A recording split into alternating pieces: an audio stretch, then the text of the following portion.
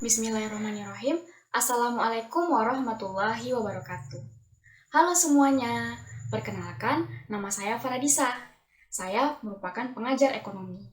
Nah, di video kali ini kita akan membahas tentang materi siklus penutupan perusahaan dagang.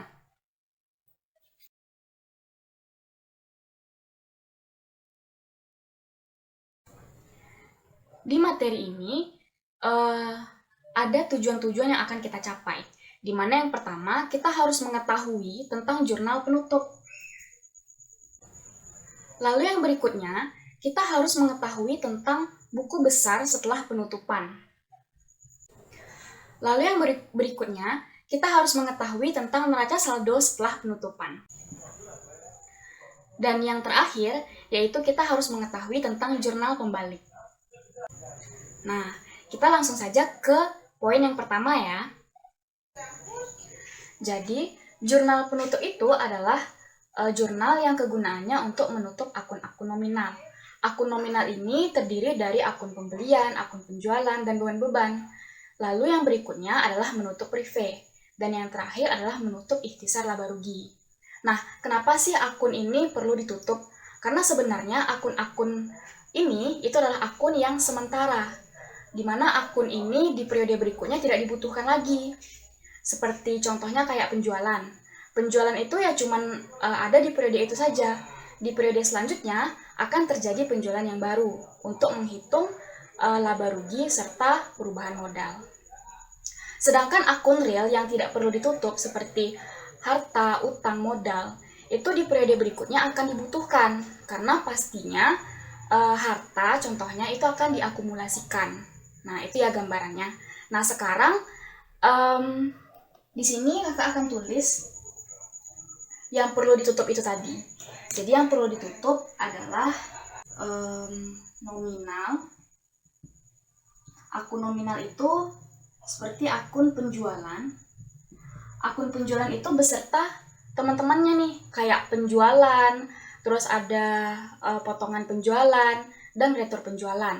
Lalu yang berikutnya adalah akun pembelian. Akun pembelian ini juga beserta teman-temannya, kayak beban angkut pembelian, retur pembelian, serta potongan pembelian. Lalu akun beban. Nah, itu perlu ditutup. Yang berikutnya adalah akun prive atau pengambilan pribadi ya. Nah, yang terakhir adalah akun ikhtisar laba rugi.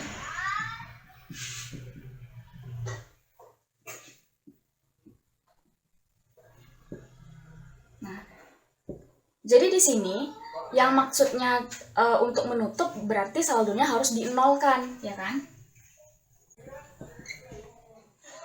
Nah, sekarang kita akan belajar cara menutup akun yang berada di sebelah debit awalnya.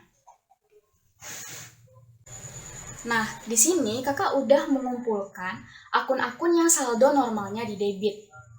Karena saldo normalnya di debit, kita akan balikkan dia jadi di kredit jurnal penutupnya, agar ya saldonya menjadi 0, ya kan? Nah, jadi apa yang di debit? Yang di debit itu adalah akun ikhtisar laba rugi, di mana akun ikhtisar laba rugi ini adalah akun sementara yang gunanya untuk menyeimbangkan jurnal penutup ini. Gitu. Jadi kakak buat dulu ya jurnalnya. Jadi nominal yang ditulis di sebelah kredit artinya nominal dari masing-masing akun. Sedangkan nominal yang di ikhtisar laba rugi yang di sebelah debit adalah hasil penjumlahan dari nominal yang di sebelah kredit. Jadi nominal ini ditambahin pembelian, tambah beban angkut pembelian, potongan penjualan, tambah retur penjualan, seperti itu. Nah, yang selanjutnya kita akan menutup dari akun yang di sebelah, tadi kan di sebelah debit ya, berarti sekarang di sebelah kredit ya. Jadi di sini adalah akun-akun yang saldo normalnya itu di sebelah kredit. Nah, sehingga kita membuat jurnal penutupnya kita buat di sebelah debit. Kembali lagi lawannya adalah ikhtisar laba rugi. Sama seperti tadi ya, artinya nominal yang dibuat di sebelah debit yaitu nominal masing-masing akun, nominal saldo dari masing-masing akun. Sedangkan nominal di ikhtisar laba rugi yang dikredit adalah hasil penjumlahan dari akun yang ada di sebelah debit gitu, biar dia itu seimbang. Berikutnya, kita akan menutup beban. Nah, beban itu kan saldo normalnya di debit ya. Jadi kalau misalnya kita tutup, maka dia akan kita taruh di kredit gitu. Lawannya adalah ikhtisar laba rugi. Jadi di sini beban itu harus dirincikan juga. Misalnya kayak beban gaji, beban sewa, beban telepon, beban iklan, dan seluruh beban yang ada di perusahaan gitu. Yang selanjutnya atau yang keempat adalah menutup akun privé. Privé saldo normalnya di debit. Makanya untuk menutup dia harus ditaruh di sebelah kredit. Lawannya adalah modal. Nominal yang kita taruh di sini adalah nominal privé tersebut. Selanjutnya, kita akan menutup akun ikhtisar laba rugi, di mana akun sementara yang kita buat tadi gitu. Untuk menutup akun ikhtisar laba rugi, itu ada dua kemungkinan yang terjadi. Yang pertama, kalau seandainya dia rugi, dan yang kedua adalah ketika perusahaan itu laba. Yang pertama, saya akan contohkan dulu jika perusahaan itu laba. Kalau seandainya perusahaan itu laba, maka modalnya akan bertambah, ya kan? Jadi modalnya di sebelah kredit dan ikhtisar laba ruginya berada di sebelah debit. Lalu yang berikutnya, ketika perusahaan ini rugi. Kalau rugi, artinya modalnya kan berkurang. Jadi modalnya itu di sebelah debit, lalu ikhtisar laba ruginya itu di sebelah kredit. Jadi nominal yang ditulis di sini adalah nominal rugi atau laba perusahaan tersebut gitu. Itu tadi ya tentang jurnal penutup. Yang berikutnya kita akan bahas poin selanjutnya, yaitu buku besar setelah penutupan. Praktek untuk membuat buku besar setelah penutupan itu sama saja dengan buku besar yang biasanya yang kita pelajari di siklus sebelumnya. Nah, di sini di buku besar setelah penutup itu ada perbedaan dengan buku besar biasanya, yaitu di buku besar ini terdapat dua akun, ada akun yang terbuka dan ada akun yang tertutup. Untuk akun yang terbuka itu adalah akun real, di mana akun real ini maksudnya saldonya itu masih ada atau lebih dari 0 gitu.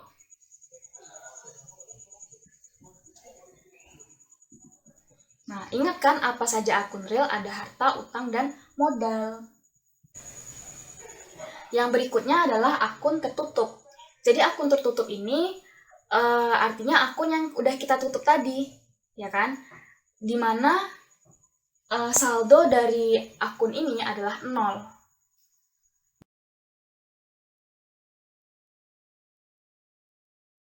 Yang berikutnya, kita akan membahas tentang neraca saldo setelah penutupan. Jadi, di neraca saldo setelah penutupan ini, prakteknya sama juga dengan neraca saldo biasanya, yaitu menyalin saldo-saldo yang ada di buku besar. Bedanya, kalau di neraca saldo setelah penutupan ini, yang disalin cuma saldo yang memiliki nilai, atau akun yang terbuka saja. Sedangkan akun yang tertutup, artinya di situ tidak perlu dibuat lagi di neraca saldo setelah penutupan ini. Nah, seperti itu ya. Itu tadi tentang neraca saldo setelah penutupan. Yang berikutnya, kita akan membahas tentang jurnal pembalik. Jadi, jurnal pembalik ini dibuat di awal periode yang baru. Artinya ini adalah siklus yang paling terakhir ya. Nah, gunanya untuk memudahkan melakukan transaksi di periode berikutnya. Sebenarnya jurnal pembalik ini tidak harus dilakukan. Dia hanya tujuannya untuk memudahkan saja, gitu ya. Jadi, jurnal yang dibalik itu berasal dari jurnal penyesuaian. atau AJP. Apa-apa saja yang perlu dibalik? Mari kita bahas ya. AJP tertentu itu ada 5. Yang pertama, pemakaian perlengkapan. Masih ingat nggak AJP tentang pemakaian perlengkapan? Nah, dia kan ada 2 metode tuh. Ada metode harta atau neraca, dan ada metode beban. Nah, yang perlu dibuat jurnal pembaliknya itu adalah metode beban. Jika kita ingat lagi, metode beban itu jurnalnya perlengkapan yang di debit, beban perlengkapan di kredit. Sehingga jurnal seperti ini itu harus kita balik ya. Dibalikkan saja, yaitu beban perlengkapannya debit, perlengkapannya di kredit. Nah, untuk metode harta atau neraca itu nggak perlu dibuat jurnal pembaliknya. Di sini metode beban atau bisa juga disebut metode laba rugi. Lalu yang berikutnya yaitu beban dibayar di muka. Nah, sama seperti tadi, beban dibayar di muka ini juga ada 2 metode. Ada metode harta atau neraca, dan ada metode beban atau laba rugi. Yang perlu dibuat jurnal pembalik itu adalah metode beban atau laba rugi. Nah, jadi masih ingat nggak AJP yang metode beban atau laba rugi? AJP-nya yang di debit itu adalah beban dibayar di muka, dan yang di kredit adalah beban. Artinya ini perlu kita membuat jurnal pembaliknya ya. Itu yang kedua. Yang ketiga adalah pendapatan diterima di muka. Jadi sama aja, artinya dia ada 2 metode. Ada metode utang atau neraca, dan ada metode pendapatan atau laba rugi. Nah, yang perlu dilakukan jurnal pembalik adalah metode pendapatan atau laba rugi. Nah, jadi jurnal atau AJP di metode pendapatan yaitu yang di debit itu adalah pendapatan, dan yang di kredit adalah pendapatan diterima di muka. Jadi ini perlu kita lakukan jurnal pembaliknya. Pendapatan diterima di mukanya jadi di debit, dan pendapatannya itu di kredit. Lalu yang berikutnya adalah beban yang masih harus dibayar. Untuk beban yang masih harus dibayar, jurnalnya itu adalah beban yang di debit dan utangnya di kredit. Nah, ini perlu dilakukan jurnal pembalik, yaitu utang yang jadinya di debit dan bebannya jadinya di kredit. Yang terakhir adalah pendapatan yang masih harus diterima. Jadi, pendapatan yang masih harus diterima, jurnalnya itu adalah piutangnya di debit dan pendapatannya di kredit. Nah, ini perlu dilakukan jurnal pembalik ya, yaitu pendapatannya yang jadinya di debit dan piutangnya di kredit. Jadi, itu tadi ya 5 poin yang harus dibuat jurnal pembaliknya. Selebihnya seperti penyusutan aktiva tetap atau metode-metode harta dan neraca itu tidak perlu dibuat jurnal pembaliknya. Nah, sampai di situ ya pembelajaran kita tentang siklus penutupan perusahaan dagang. Jika ada kesalahan, saya mohon maaf. Assalamualaikum warahmatullahi wabarakatuh.